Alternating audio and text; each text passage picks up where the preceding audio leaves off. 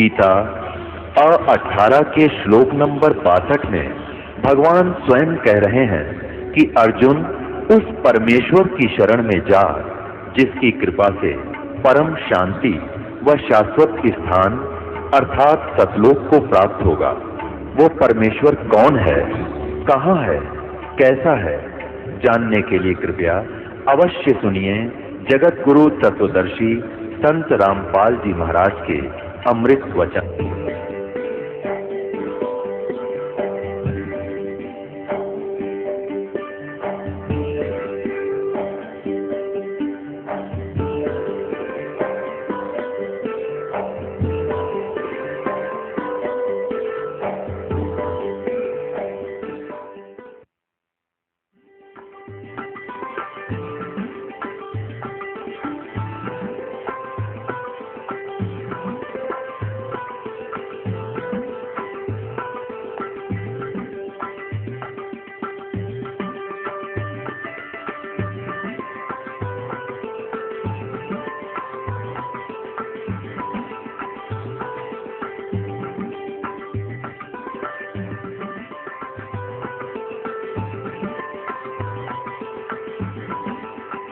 कहा करते निरंजन धन तेरा दरबार, निरंजन धन तेरा दरबार, जहाँ पर तनिक न न्याय विचार, वैसा ओढ़े मुल मुल खासा गल मोतियों के आर, वैसा ओढ़े मुल मुल खासा गल मोतियों के आर, पति भरता को न ले न खादी वो सूखा नरस आहार, निरंजन धन तेरा दरबार, निरंजन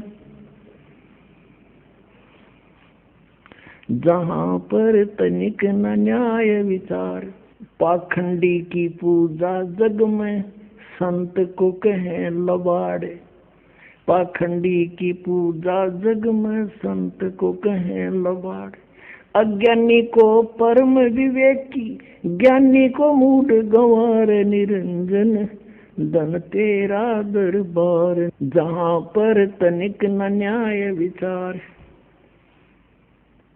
कहे कबीर सुनो भाई साधो यहाँ सब उल्टा व्यवहार, कहे कबीर सुनो भाई साधो यहाँ सब उल्टा व्यवहार, सच्चों को तो ये झूठा बताएं इन झूठों का एतबार, निरंजन धन तेरा दरबार, निरंजन धन तेरा दरबार, जहाँ पर तनिक न न्याय विचार, कहे कबीर सुनो भाई साधो यहाँ सब उल्टा व्यवहार, सच्चों को तो ये झूठा बताएं इन झूठों का एतबार, निरंजन धन तेरा दरबार। परमात्मा जब वो बकवाद करने लगते ना, झूठा है, कपटी है, ये क्या जाने सदग्रंथों के बारे में, क्या जाने वेद और गीता और पुराणों के बारे में, क्योंकि ये अशिक्षित है।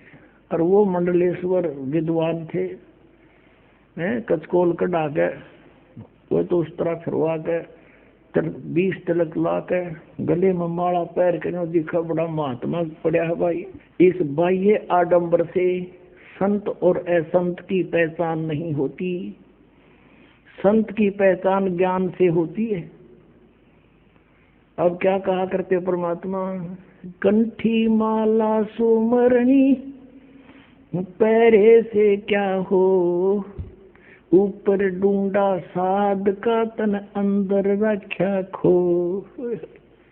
अंदर तो कख भी ज्ञान नहीं, ऊपर महात्मा बना दिखा, लंबी चोटी रख कर बड़े बड़े माला पैर के तलक 20 लगा के ने सोचा बड़ा पहुंचा हुआ है और संस्कृत बोल रहा है।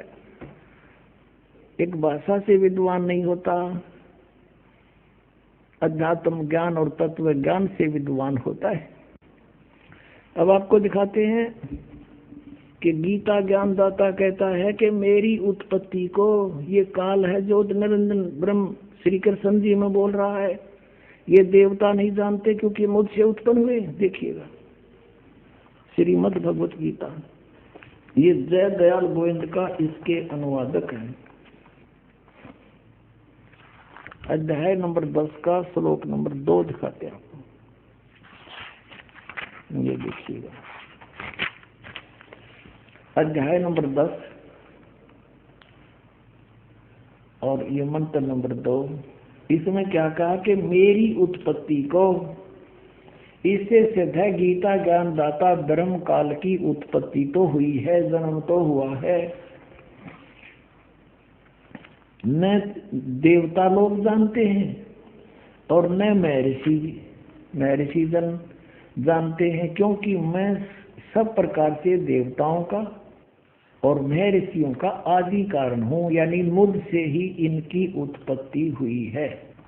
अपने आत्माओं परमात्मा ने 600 वर्ष पहले कहा था, गुण तीनों की भक्ति में ये भूल पड़ो संसारे, कहे कबीर निज नाम बिना कैसे उतरो पारे। तीन देव की जो करते भक्ति, उनकी कदे ना होवे मुक्ति। उस समय तो परमात्मा का इतना जबरदस्त विरोध करवा दिया था इन अज्ञानियों ने कि मारो मारो, यो ब्रह्मा विष्णु महेश को पूजा के योग नहीं बता रहा है। अपने आत्माओं आज हमारे सदग्रंथ वही गवाही दे रहे हैं। पवित्र श्रीमद् भगवत गीता अध्याय नंबर 7 के श्लोक 12 से लेकर 15 में, 20 से लेकर 23 में, इन श्लोकों में कति कंसेप्ट क्लियर हो रहा है। आपको दिखाते हैं। आपको सबसे पहले तो ये कंसेप्ट क्लियर करते हैं कि तीन गुण क्या है। पुणात्माओं, ये अमर कथा है। ये तो हमने कदे सपने में भी सुनना ना लो, जो दाता दया ना करते ये हमारे पास आन देता ही समर्थ ज्ञान को। ने जय गणेश देवा, माता थारी पार्वती, पिता माँ देवा, ये रटवाएं जानते हमारे पे। और किता इधर उधर को तीर्थ वर्ता पर घुमाते रहते, जबकि श्रीमद् भगवत गीता में कितना तीर्थ दान का प्रावधान नहीं है।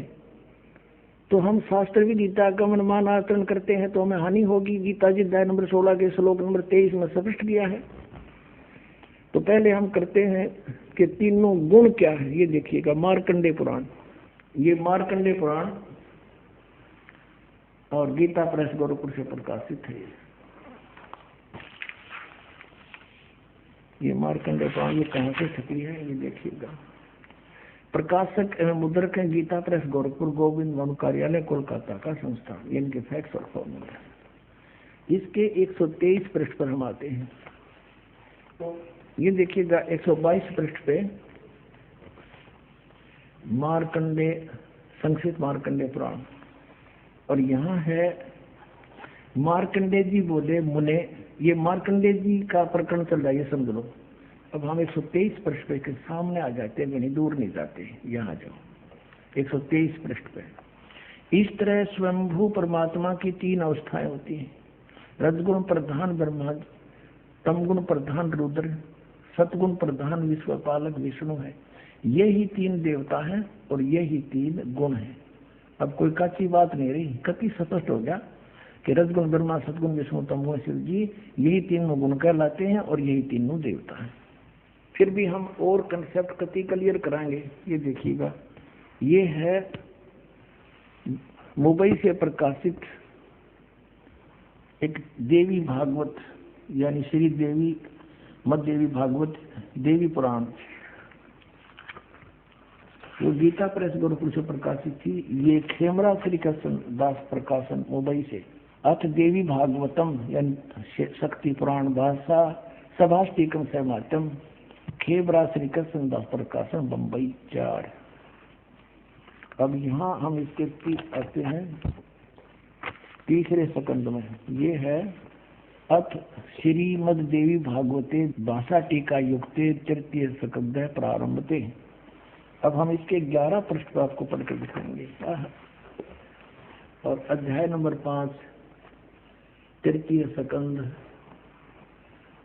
सकंद का 5वां अध्याय। और यहाँ देखिएगा 8वां श्लोक है।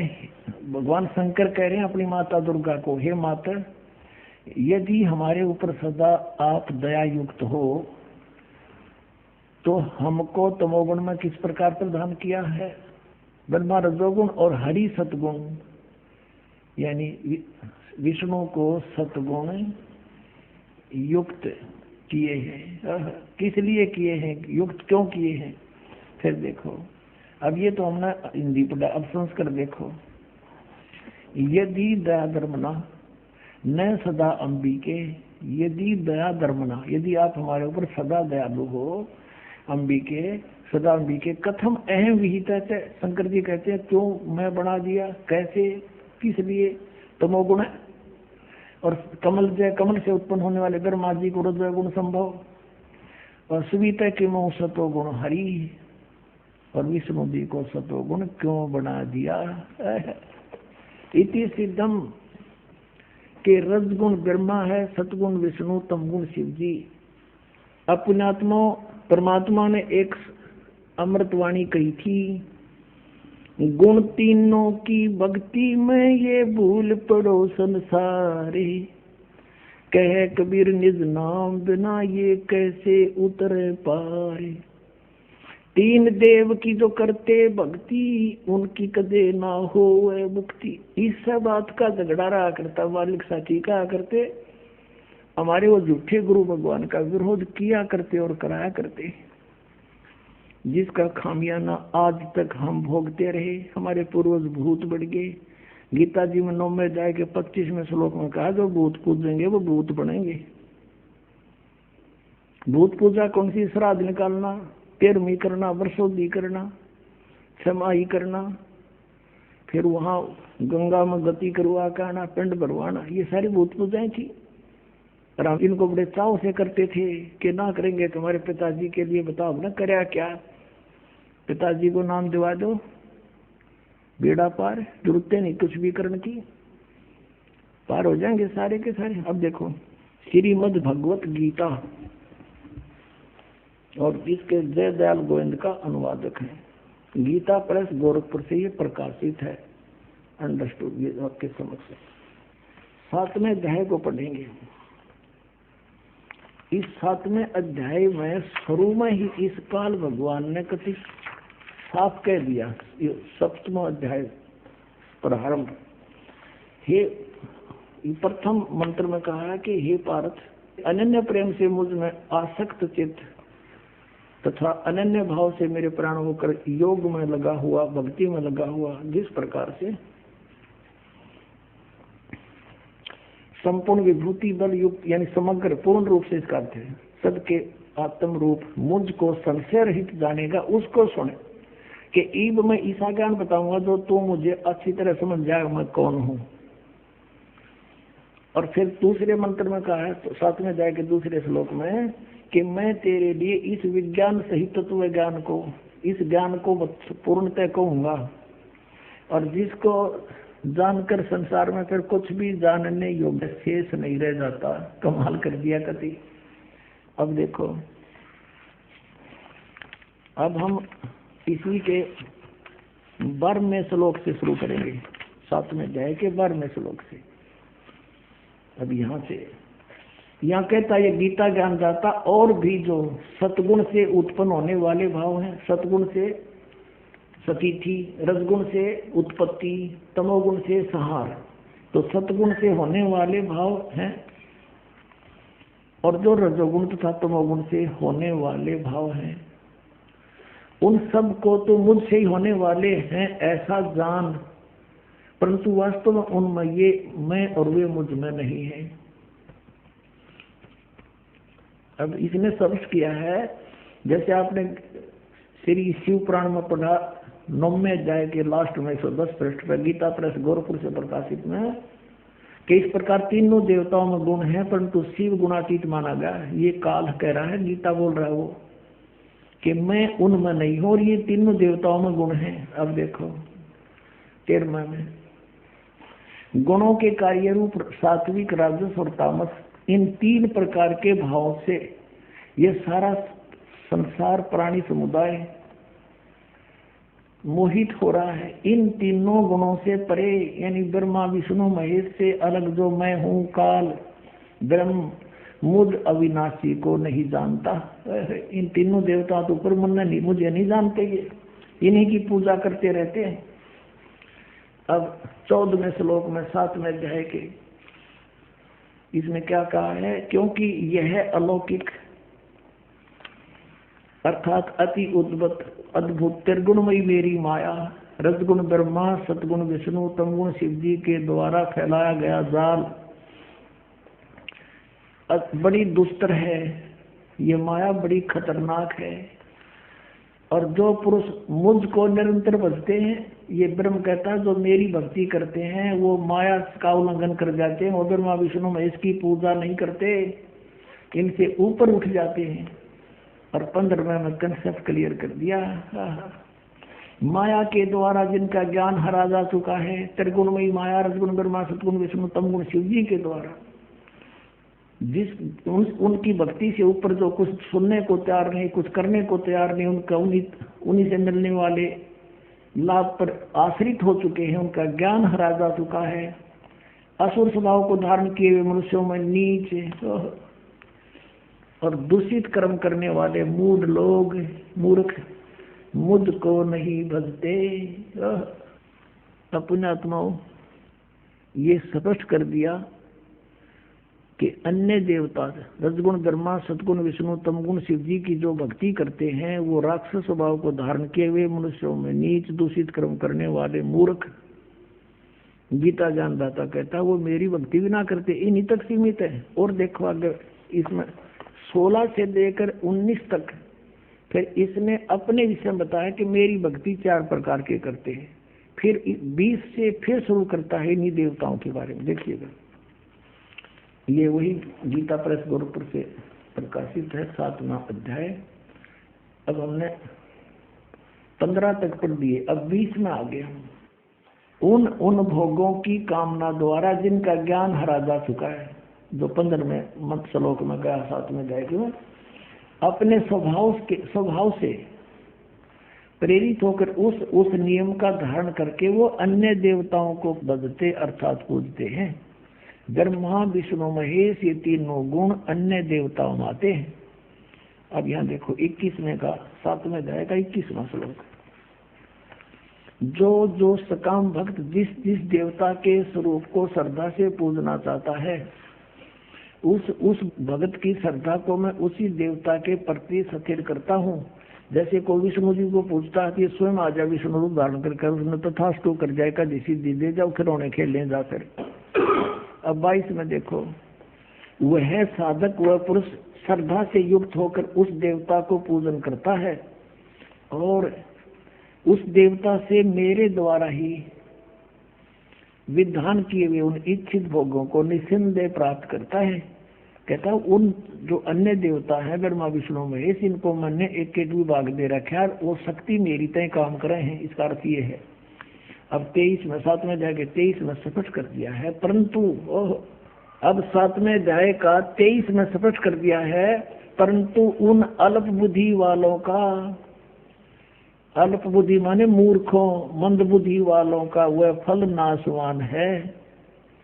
देवताओं को पूजने वाले देवताओं को प्राप्त होते हैं और मेरे भगत मुझको ही प्राप्त होते हैं। इन्होंने ये डंगा डाल दिया, चाहे जैसे ही भजे, चाहे कोई बात है। गीता जी कहता है कि एक जरा तो वो मंत्र उसके अतिरिक्त कुछ भी नथिंग एल्स, ये इन्होंने आ पढ़ा दिया, चाहे जैसे भी भजे हरे राम हरे कृष्ण करें। इनका उद्देश्य ये है यहाँ डंगा डाण का, मेरे भक्त मुझको ही प्राप्त होते हैं, इतना सा बात है। अपने आत्मा रजगुण ब्रह्मा सतगुण विष्णु तमगुण शिव जी ये अन्य देवताओं में आते हैं और शास्त्र विधि को त्याग कर जो मनमाना आचरण करते हैं उनको कोई लाभ नहीं होता। 16वें अध्याय के 23वें श्लोक में कहा। अब यहाँ थोड़ा सा कंसेप्ट और क्लियर करते हैं। अब जैसे 16वें अध्याय के 23वें श्लोक में ये कहा कि शास्त्र विधि को त्याग कर जो मनमाना आचरण करते हैं उनको कुछ भी लाभ नहीं होता, ना उनकी गति हो, ना उनको कोई सुख हो और ना उनकी कोई सिद्धि प्राप्त हो। यूजलेस, फिर क्या फायदा उस भक्ति का। और देखिएगा इन तीनों देवताओं की भक्ति भी शास्त्र विधि त्याग कर मनमाना आचरण है। ये देखिएगा यही गीता प्रेस गोरखपुर से प्रकाशित है। 16वें अध्याय का 23वां श्लोक दिखाते हैं। ये 16वां अध्याय और इसका 23वां श्लोक यहाँ पर है। जो शास्त्र विधि को त्याग कर अपनी इच्छा से मनमाना आचरण करते हैं वह न सिद्धि को प्राप्त होता है, न परम गति को, और न सुख को ही। यूजलेस। अब यहाँ 24वें श्लोक में 16वें अध्याय में कहा है, इससे तेरे लिए कर्तव्य और अकर्तव्य की व्यवस्था में शास्त्र ही प्रमाण है। यानी जो सदग्रंथों में विधि लिखी वही करना, और किसी की दंत कथा से हरे राम कृष्ण कृष्ण राधे राधे ये नहीं करना। ऐसा जानकर शास्त्र विधि से नियत कर्म करने योग्य हैं। और यानी शास्त्र के अंदर जो वर्णन है वही करना। अब देखो अपने आत्माओं 17वें अध्याय में अर्जुन ने पूछा कि भगवान जो शास्त्र विधि त्याग कर जो मनमाना आचरण करते हैं वो कैसे स्वभाव के होते हैं। देखिएगा अब शपथ 10वां अध्याय। अब 16वें अध्याय के 23-24 अंतिम मंत्र हैं, उनमें बता के शास्त्र विधि त्याग कर मनमाना जो आचरण करते हैं उनको कुछ भी लाभ नहीं हो। तो अर्जुन ने पूछा, क्योंकि अर्जुन उसको कृष्ण मान रहा है, श्री कृष्ण में बोल रहा था वो ब्रह्म, हे कृष्ण जो मनुष्य शास्त्र विधि को त्याग करे और श्रद्धा से युक्त देव आदि का पूजन करते हैं। अब जो शास्त्रीय विधि त्याग कभी कुछ जिसकी जो पूजा करते हैं उनकी स्थिति कौन सी है, सात्विक है अथवा राजसी या तामसी। अब यहाँ उत्तर देता है गीता ज्ञानदाता दूसरे श्लोक में 17वें अध्याय के। मनुष्यों की वह शास्त्रीय संस्कारों से रहित केवल स्वभाव से उत्पन्न श्रद्धा, शास्त्रों से हटकर मनमानी जो श्रद्धा है वह सात्विक, राजसी और तामसी ये 3 प्रकार की होती है। उसको मुझसे सुन। अब ये दास आपको इसमें तो आपका समझ में आवे नहीं, क्योंकि तो पढ़ते आपने 5500 वर्ष हो गए, ये समझ में आओ तो फिर बात तय की थी। अब दास बताओगा इसमें क्या है कि शास्त्र विधि त्याग का मनमाना आचरण तो कंडम बता दिया, यूजलेस। फिर भी पूछा कि वो करे हैं, वो होश है किसी स्वभाव के जो देवताओं की पूजा करते हैं ना, शास्त्र विधि त्याग कर डोहे तो वो डरे हैं, लेकिन वो अच्छी आत्मा होती है जो देवताओं तक सीमित है और बकवाद नहीं करते। वो अन्य देवताओं की पूजा करते हैं, कोई विष्णु की, कोई शिव की, है इनकी ब्रह्मा की करते नहीं, या कोई और देवी देवी की, जैसे कोई तो कांगड़ा वाले तीर की, तो फलाने वाली की। कहते है तो यूजलेस, पर इनका स्वभाव है अच्छी आत्मा तो देवताओं की पूजा करते हैं। और जो दूसरे हैं वो जंतर मंत्र करने वाले, ये भूत प्रेत की झाड़े झूड़े लानी है, ये तामसी वृत्ति के लोग होते हैं। ये बकवादी भैरव भूत न पूजे है, दारू पीओ और मांस खाओ न को भैरव बोलू हूँ, जो बोतल चढ़ा दो, पीओ बोतल खाओ, मांस निकलने और बर्बाद करे। कहने का भाव ये है कि हैं तो ये शास्त्र विधि त्याग का मनमाना आचरण यूजलेस, पर इनका स्वभाव अलग अलग होता है, क्योंकि इनको ज्ञान नहीं होता, तत्वदर्शी संत नहीं मिलता, तब तक ये रास्ता बदल नहीं सकते। फिर बताया कि जो देवताओं की पूजा करते हैं शास्त्र विधि त्याग कर है तो यूजलेस, लेकिन वो सात्विक व्यक्ति के होते, अच्छी आत्मा होती। और जब उनको जो है ज्ञान हो जाएगा तब वो अपना रास्ता चेंज कर सकते हैं, और जो तामसी व्यक्ति के हैं वो नहीं जल्दी से समझते। अब यहाँ गीता जी अध्याय नंबर 7 के श्लोक नंबर 12 से 15 में क्या कहा है, तीनों गुणों के पुजारी, अन्य देवता में आते तीनों गुण, रजगुण ब्रह्मा, सतगुण विष्णु, तम गुण शिव जी। राक्षस स्वभाव को धारण किए मनुष्यों में नीच दूषित कर्म करने वाले गीता ज्ञानदाता कहता मुझे भी ना बचते ये। और फिर कहता मेरी भक्ति 4 प्रकार के करते हैं, आरथ, अर्थार्थी, जिज्ञासु और ज्ञानी। परमेश्वर कबीर जी ने कहा था, गुण तीनों की भक्ति में ये भूल पड़ो संसारे, कह कबीर निज नाम बिना कैसे उतरो पार। निज नाम ये सतनाम है 2 अक्षर का, और सार नाम वो अलग है, आदि नाम जिसे कहते हैं। तीन देव की जो करते भक्ति उनकी कदे ना हो मुक्ति। और वही हमारी गीता जी कह रही है कि शास्त्र विधि को त्याग कर जो मनमाना आचरण करते हैं, यूजलेस, ना उनकी परम गति हो, ना उनको सिद्धि प्राप्ति हो, ना कोई सुख हो, फिर किस लिए डलेड हो रहे हो। अब इनको राक्षस स्वभाव को धारण किया हुआ मनुष्यों में नीच कैसे कहा, मूर्ख है। जैसे तमगुण शिव की भक्ति की थी रावण ने, कैसा जुल्म किया, एक पराई स्त्री को उठा लिया और फिर कैसा जुल्म करना चाहा, शराब पीवे, मांस खावे, राक्षस कहलाया। और फिर एक भस्मागिरी नाम का तपस्वी था, श्री शिव का पुजारी, तमोगुण शंकर का पुजारी, उसी के द्वार के सामने, गेट के सामने ऊपर न सिर नीचे न पैर करके सिरासन पर 12 वर्ष तक खड़ा रहा। और भगवान, एक दिन पार्वती ने कहा कि हे भगवान, आप तो महेश्वर हो, आप क्या नहीं कर सकते, आपका बच्चा क्या मांगता है, इसको दे दो वरदान जो मांगता है। इस बात से भगवान शिव ने कहा कि बोल भाई क्या मांगता है, बता दे। उसने, भस्मागिरी ने कहा कि ऐसे नहीं भगवान, वचनबद्ध हो जाओ। भगवान शिव ने सोचा कि मांगेगा, एक सिद्धि मांग लेगा, दे दूंगा। कहा ठीक है तथास्तु, वचनबद्ध हो गया, खड़ा हो गया तुरंत और कहने लगा आप अपना ये भस्म कड़ा दे दो। भगवान शिव ने एक भस्म कड़ा हाथ में पहन रखा था और उसमें ऐसी शक्ति थी कि किसी के सिर पे रख कर यूं कर दे, सिर की तरफ के भस्म कर देता था, उसको मार डालता था, जला देता था। भगवान शिव ने सोचा भस्म कड़ा मांगा है, कोई बात नहीं, साधु है, जंगल में रहता है, राक्षसों से बचाव के लिए मांगता होगा। दे दिया कड़ा निकाल के, और ज्यों ही उसके हाथ में वो कड़ा आया, वो तमोगुण पुजारी उसी समय आंख बदल गया और कहने लगा शिव जी होले होशियार, अब यह तेरी साथ है, तुझे मारूंगा, पार्वती को पत्नी बनाऊंगा मैं, इसी उद्देश्य से ये भक्ति कर रहा था तेरी। देखो हम शिव जी ने अंतर्यामी कहा करते, अजरो अमर अविनाशी कहा करते थे, और इस डर से भगवान शिव भाग लिए। आगे आगे भगवान, पाछे पाछे पुजारी, जा खखाट उठा। यदि ये अविनाशी होते तो हमारी बुद्धि वहां भी काम नहीं करी कदे भाई, कि भगवान बाजे क्यों, तो ये कह दिया करते हमने मूर्ख पुराण खाते तो लीला करे थे, यह टट्टू लीला थी, सांस चढ़ रहे। वाह भाई वाह। अब इनकी रक्षा भी परमात्मा ही करते। वहां आगे पार्वती रूप बनाकर परमेश्वर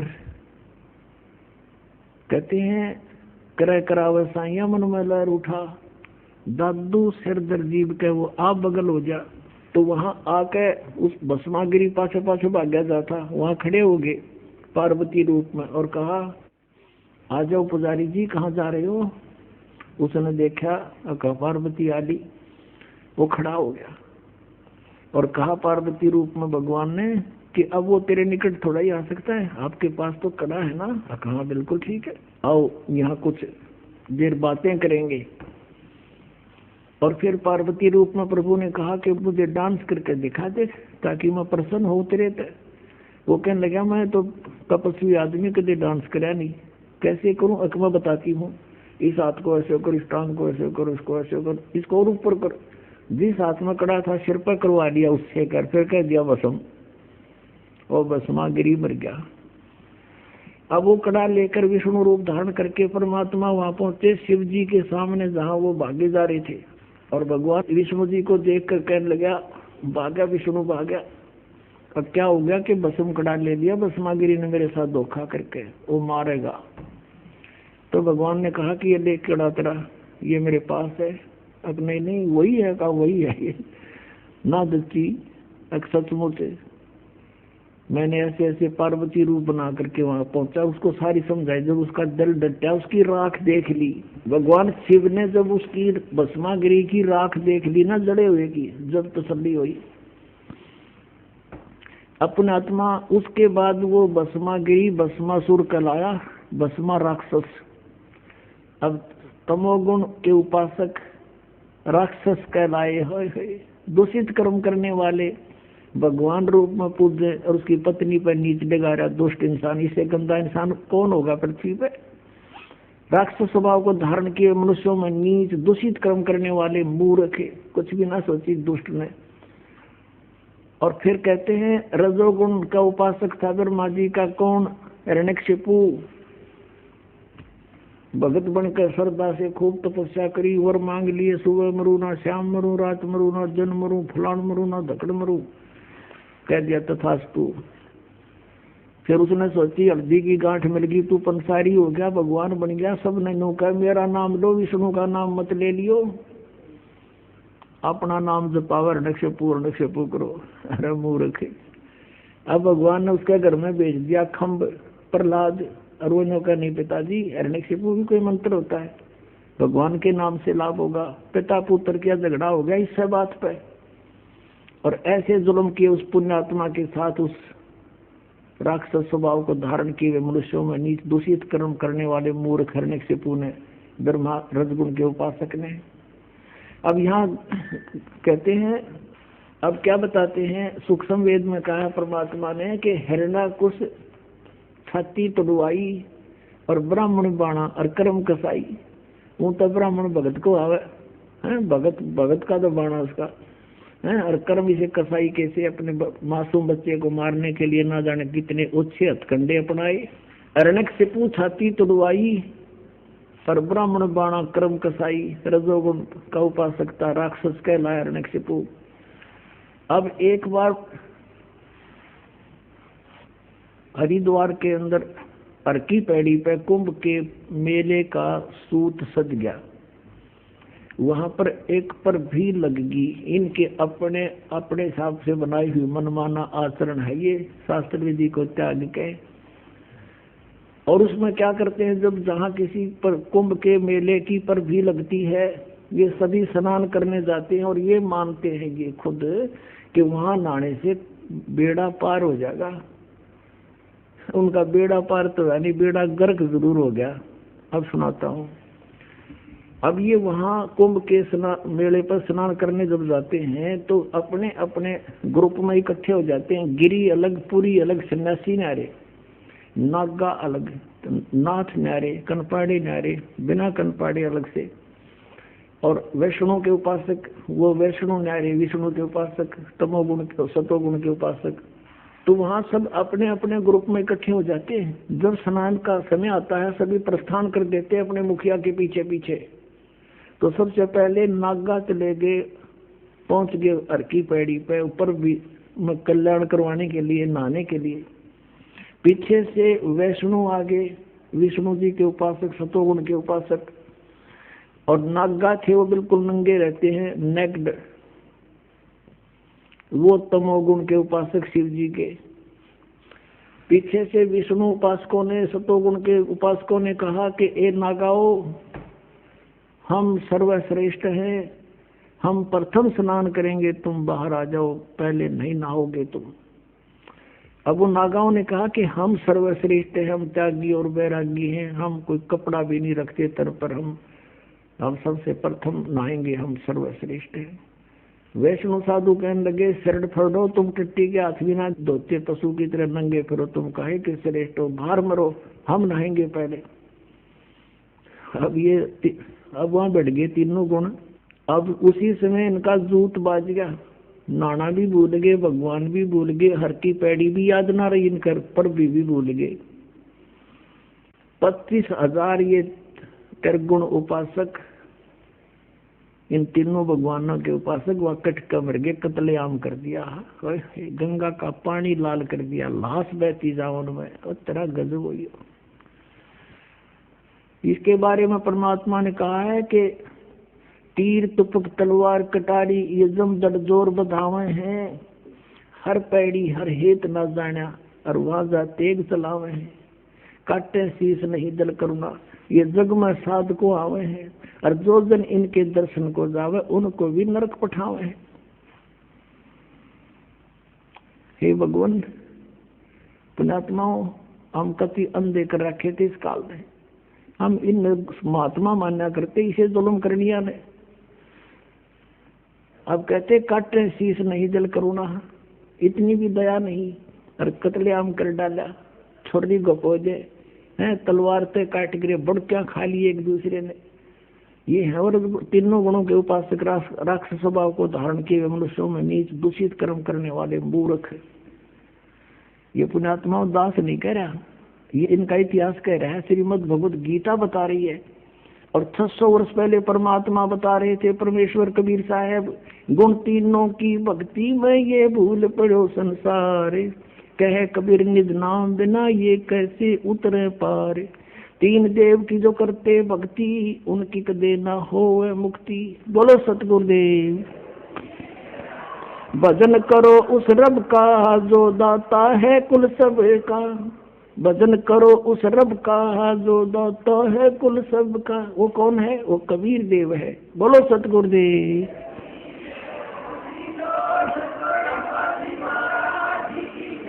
सत साहिब। परम पिता परमात्मा पूर्ण ब्रह्म, सारी सृष्टि के रचनहार, परम अक्षर ब्रह्म, ये पूर्ण परमात्मा कबीर देव जी हैं। ये वही भगवान है, ये वही परमात्मा है जो बनारस में दानक के रूप में, काशी में जुलाहे के रूप में एक भूमिका करके सह शरीर आए थे और सह शरीर चले गए थे। ये हम सभी आत्माओं के पिता हैं, ये हमारे जनक हैं, ये हमारे हमदर्द हैं। पुण्यात्माओं, आप बहुत गलत जगह रह रहे हो। बहुत भयंकर स्थान है ये उस सतलोक को देखते हुए ऐसा है जैसे काला पानी होया करे, क्योंकि आप जी को उस सतलोक देखा नहीं है, आप जी को उसका ज्ञान नहीं है, इसलिए हम इसी नरक को सुख मान रहे हैं। 21 ब्रह्मांड ये घोर नरक है। विषय वासनाओं में जीव दिन रात बेचैन रहता है। यहाँ से अब छूटने का सु अवसर, गोल्डन चांस आ गया। अब इसका लाभ उठाओ। ये समय बार बार नहीं मिलता। असंख्य युगों के बाद, असंख्य जन्मों के बाद आप जी को ये सु अवसर प्राप्त हुआ है कि इस समय मनुष्य जन्म और ये भक्ति का, ये मोक्ष का युग आ गया, मोक्ष काल आ गया। अब इसमें जो भी मर्यादा में रहता हुआ सत भक्ति ये करता रहेगा आजीवन, उस प्राणी के मोक्ष को कोई संदेह नहीं है। ये सत्कर मान लेना। हमें भक्ति के मार्ग का ज्ञान नहीं था, जिस कारण से ये साधक मनमाना आचरण करते रहे। कोई खड़ा होकर तपस्या करता था, कोई धोने लगा करके चारों तरफ अग्नि जला करके ऐसे तपस्याएं करते थे, पैर सूज जाते थे, खड़े खड़े सोजिश आ जाती थी, जख्म हो जाते थे। या कोई हठ योग किया करता था, घर त्याग कर चला जाता था। तो आम व्यक्ति ये सोचा करता भी भक्ति ऐसे होती है और हमारे बस से बाहर है, हम नहीं कर सकते। फिर भी हम, क्योंकि आत्मा को मालूम है, कुछ आभास है इसको कि परमात्मा की भक्ति बिना जीव सुखी हो नहीं सकता, तो हमें फिर जो ज्ञान सोचा हम भी भक्ति कुछ तो करें, तो हमारे को ये नालायक संत मिल गए, गुरु मिल गए, अज्ञानी, जिन्होंने हमें ये पत्थर पानी पूजन पर लगा दिया। तो पुण्यात्माओं, अब वो समय आ गया। परमात्मा पाने के लिए मनुष्य शरीर हो, इसमें कोई जाति और मजहब का कोई रोल नहीं है। यहाँ ऊंच नीच नहीं भगवान के दरबार में। परमात्मा के लिए आत्मा का सौदा करना है भगवान ने, वो किसी धर्म में, किसी मजहब में। और किसी निकम्मी आत्मा हो चुकी हो अज्ञानता से, चाहे कोई कसाई है, डाकू है, चोर है, शराबी है, या और कोई व्यसन करता है, दुराचारी है, परमात्मा सबको सुधारते हैं। कितना मैला कपड़ा हो, धोबी का काम है उसको निर्मल करना। तो सत्संग एक ऐसा स्थान है, यहाँ पर किसी भी प्रकार का कोई भी प्राणी आ सकता है, और यहाँ आएगा क्योंकि ये तो एक धोबी घाट है, आत्मा को धोने का एक यही स्थान है। तो हमने किसी भी विकारी को, किसी प्रकार का कोई व्यसन करता है, दुराचारी है, या कोई चोर डाकू ठग है, उसके प्रति हमने हेट नहीं करनी। ये नहीं सोचना कि यहाँ ऐसा व्यक्ति क्यों आ रहा है, यहाँ नहीं आवेगा तो वो सुधरेगा कैसे, उसको अपने कर्मों का पता कैसे चलेगा कि तू ऐसे जुल्म कर रहा है, इसका क्या फल होगा। तो पुण्यात्मा परमात्मा के पाने के लिए मनुष्य शरीर हो, और चाहे किसी प्रकार का भी है, चाहे अष्टावक्र जैसा शरीर है, 8 जगह से उसमें मोड़ आगे हो, बांगा, टेढ़ा, काना, अंधा, तो वो सभी परमात्मा पा सकते हैं, क्योंकि वो अंग भंग जितने हुए हैं वो उसके पिछले पूर्व जन्म के पापों से। चाहे कोढ़ी, रोगी, किसी प्रकार का उसको दुख है, परमात्मा की भक्ति कर सकता है और परमात्मा पा सकता है। और धीरे धीरे उसके जो कष्ट है, रोग है, कोढ़ है, किसी प्रकार का भी कोई और आपत्ति है, इस भगवान की भक्ति से वो भी ठीक हो जाते हैं। तो पुण्यात्माओं, हम परमात्मा पा सकते हैं। अब वो गोल्डन चांस है, इसको स्वर्ण युग बोलते हैं, गोल्डन युग, और वो आपको मिल गया। धन है आपकी किस्मत, धन्य है आपके माता पिता जिनसे आपका जन्म हुआ। पुण्यात्माओं, ये कोई बालकों का बनाया हुआ विधान नहीं, कोई बच्चों का बताया हुआ ज्ञान नहीं, ये कोई डूम बाट के गीत नहीं, ये स्वयं परमेश्वर के द्वारा दिया हुआ ज्ञान जो दास आपको सुनाता है, और ये 100% सत्य है। हम बालक हैं, हम कब इसको सत्य मानेंगे, हमारी बुद्धि कब इसने ग्रहण करेगी, वो समय आने पर होगा। एक छोटा सा बच्चा होता है और वो उठाकर किसी वस्तु को और ये पूछता है, पिताजी ये क्या है। एक पेन उठा लेता है, वो पूछता है क्या है, किसी से भी बड़े भाई से, पिता से, माता से, वो कहता है बेटा पेन है। वो कहता है पेन है, पेन है। तो वो ये उसकी बुद्धि अभी ये स्वीकार करने योग्य नहीं है कि ये क्या चीज है, और उसमें उसको अविश्वास भी नहीं है कि मेरा पिता या भाई बहन ये जो बोल रहा है वो गलत होगा। तो उसको करता करता वहीं रखकर और खेल में लग जाता है। तो ये ऐसा ज्ञान है कि 1-2 वर्ष में तक आपकी मिटेगी।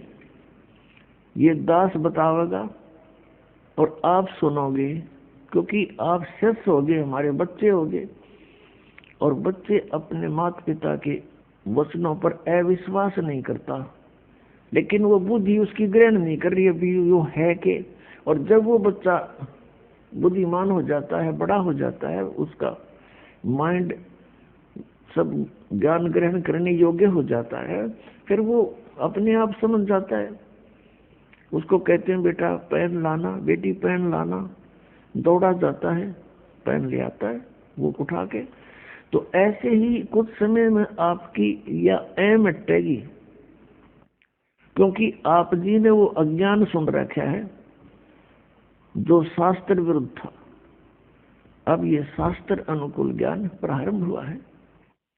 तो पुण्यात्माओं, इसका लाभ उठाओ, और आपका परम कर्तव्य बनता है, आपके संपर्क में कोई भाई है, बहन है, कोई रिलेटिव है, आपका मित्र है, सखी सहेली है, उन सब से कोशिश करो इस ज्ञान को समझाने की, और किसी के साथ जोर जबरदस्ती नहीं करनी चाहिए। प्यार से 1 बार 2 बार 3 बार, जब वो उखड़दाहा दिखे जब चुप हो जा, चंद्रता दिखे जब चुप हो जा, फिर किसी दिन जाकर धीरे धीरे प्यार से समझाओ। क्योंकि आप ये समझना कि हम भी इसी सचेती में थे। इस ज्ञान को प्रथम बार जब सुनते हैं एकदम हमें उलट पुलट सा लगता है और कति स्वीकार करने जी नहीं करता। एक भक्त ने जब ये प्रथम बार ज्ञान सुना, किसी भक्त के यहाँ हम सत्संग कर रहे थे, गांव गांव में नगर नगर में जाते थे, तो वो उसका मित्र आया हुआ था सह परिवार। वो बाद में हम बैठ के थोड़ी सी संगत होती है, तो वो कहने लगा, महाराज आपकी बातों में मुझे कति अविश्वास है और मेरा उल्टी पड़न होगी जब आपने न्यू कहा ब्रह्मा विष्णु महेश नासवान है। और फिर वही भगत है अब औरों को बताता फिरता है कि वे सचमुच अज्ञान अंधेरे में भटक रहे थे।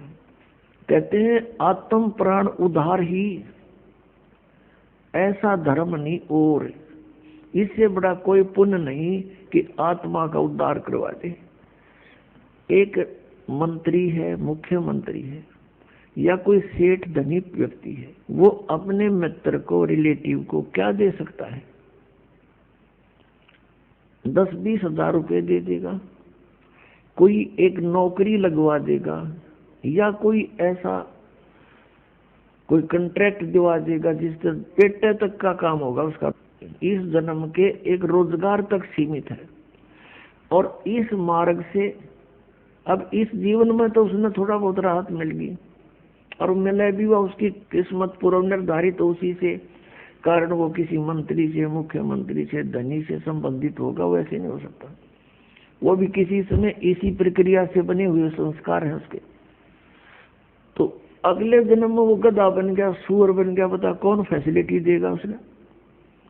तो ये जो मंत्र है, ये जो भक्ति विधि है, इससे उस प्राणी के आगे ये जन्म मृत्यु का रोग कटेगा। और यदि किसी कारण से पैर भी फिसल गया, ना पार हुआ, तो रोजी रोटी तो उसके आगे रखी पाएगी। तो इससे बड़ा जो उपकार कोई नहीं कि उसको इस नाम से जुड़वा दे। परमात्मा कबीर जी की शरण में उसको ले आवे। परमात्मा ने कहा कि 1 करोड़ गौओं को हत्थे में कटने से बचाने का जो पुण्य होता है, एक आत्मा को कबीर परमेश्वर की शरण में लाने से इतना पुण्य उस लाने वाले का कमीशन है। ये सोच ले, सत्कर मान लेना। क्योंकि ना जाने उस जीवात्मा के कितने ऐसे बूंदे जन्म होने थे कि तो बकरा बनकर गला कट्टा हो, कि तो गऊ बनकर, कि तो भैंसा बनकर, मुर्गा बनकर, बकरा बनकर, और परेशानियां ना जाने कितनी होनी थी। तो इतना पुण्य है। और इसी कार्य को करने के लिए परमात्मा स्वयं सतलोक से चल कर आते हैं। और आज वही काम हम भी करेंगे तो भगवान कितना प्रसन्न होगा, हम सोच भी नहीं सकते हैं। क्योंकि ये लोक रहन का नहीं है, यहाँ तो हमारे साथ सारा काम बलपूर्वक कराया जा रहा है, हमें मजबूर करके विवश कर रखा है। ऐसा शरीर दे दिया, इसी शरीर में, किसी शरीर की रक्षा में और इसी के पालन पोषण में सारा जीवन जाता है।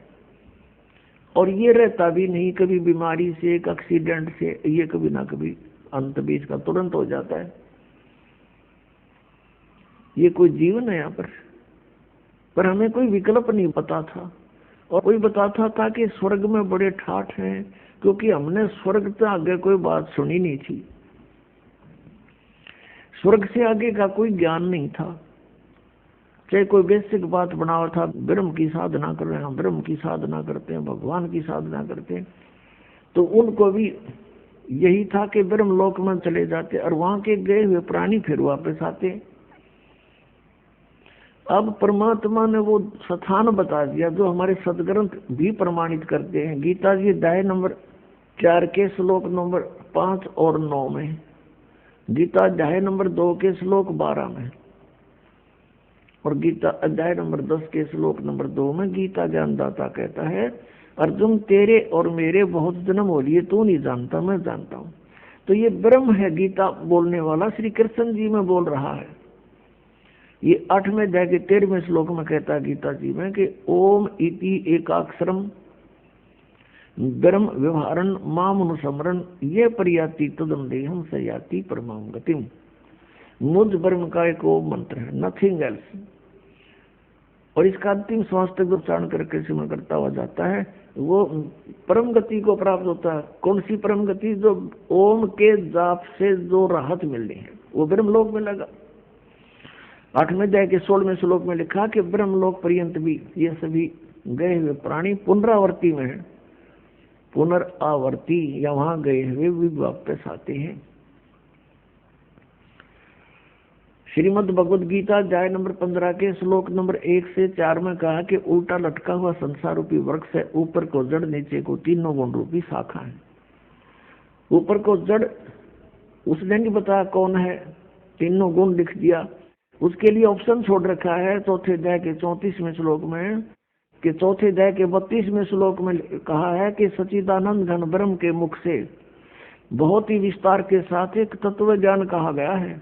उसमें सभी धार्मिक अनुष्ठानों की जानकारी डिटेल के साथ कही गई है, वो तत्व ज्ञान है। चौथे अध्याय के 34वें श्लोक में कहा कि अर्जुन उस तत्व ज्ञान को तत्वदर्शी संत बताते हैं, उनसे सुन, उनको दंडवत प्रणाम कर, प्यार से नम्रता से पूछो।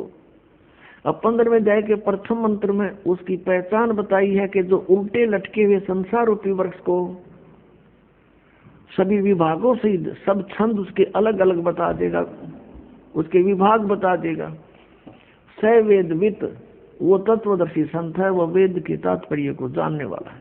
उसके पश्चात 15वें अध्याय के 4थे श्लोक में कहा है कि उसके पश्चात परमेश्वर के उस परम पद की खोज करनी चाहिए जहां जाने के बाद साधक फिर कभी लौटकर संसार में नहीं आता। और जिस परमेश्वर से संसार रूपी वृक्ष की प्रवृत्ति विस्तार को प्राप्त हुई है, अर्थात जिसने संसार रूपी वृक्ष को रचा है, सब ब्रह्मांडों की जिसने रचना की है, और केवल उसी की भक्ति करो, अन्य की नहीं, गीता ज्ञानदाता फाइनल करता है। 18वें अध्याय के 62वें श्लोक में कहा कि अर्जुन तू सर्वभाव से उस परमेश्वर की शरण में जा, उस परमेश्वर की कृपा से ही तू परम शांति को और सनातन परम धाम को प्राप्त होगा। अब परम शांति पुण्यात्मा परमात्मा के उस सतलोक में ही है, वहां जरा और मरण नहीं है, वृद्ध अवस्था और मृत्यु वहां नहीं है। और यहाँ दोनों हमारी सबसे खतरनाक है, ये दोनों हमारे ऊपर अवश्य आएंगी।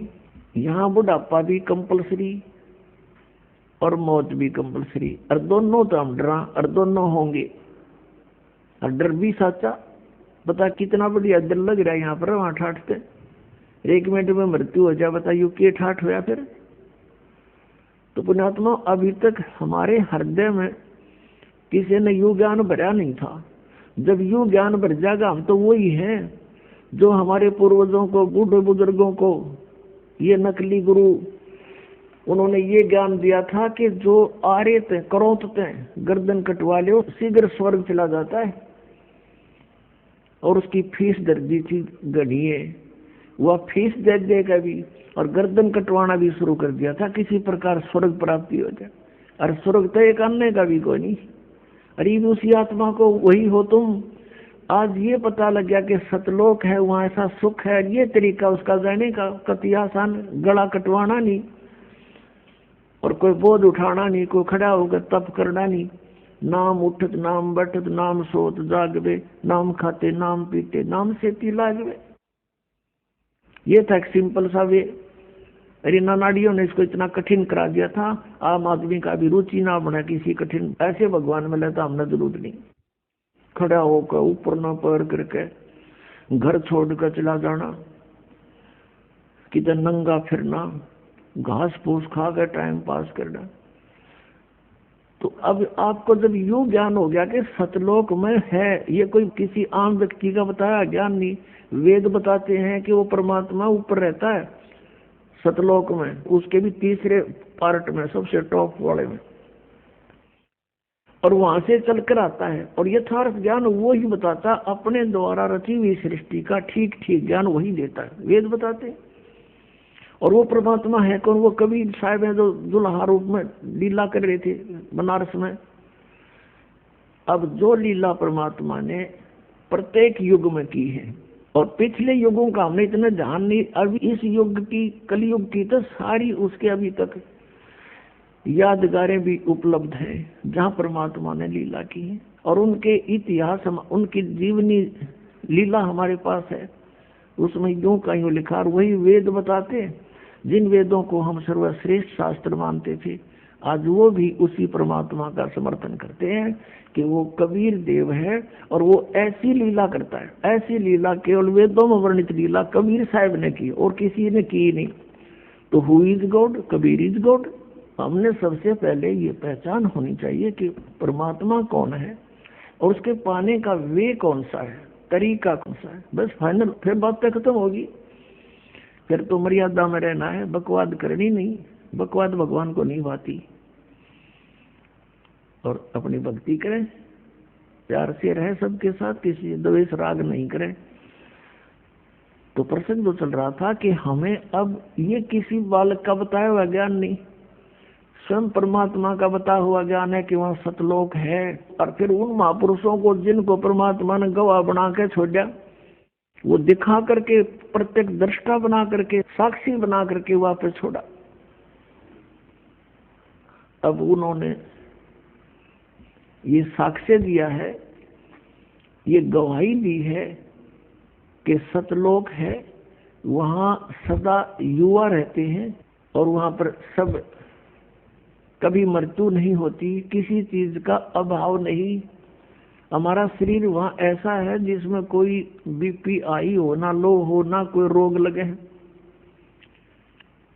और पुण्यात्मा, जब आदमी बिल्कुल रोग रहित होता है, उसकी इतनी प्रसन्न रहता है उसकी आत्मा, पूछो मत।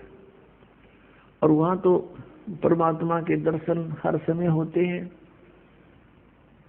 अब एक स्वाभाविक बात है, आप किसी एसी रूम में बैठे हो, एयर कंडीशनड रूम में, तो अपने आप आपको बहुत अच्छा वातावरण महसूस हो रहा है, और उससे बाहर निकल कर आ जाओ आंगन में, जड़ जा टटरा 2 मिनट में, तो वो ये अंतर है। ऐसा ही ये तो समझो वो जलता हुआ स्थान है, और सतलोक में एसी लगा हुआ स्थान समझ लो।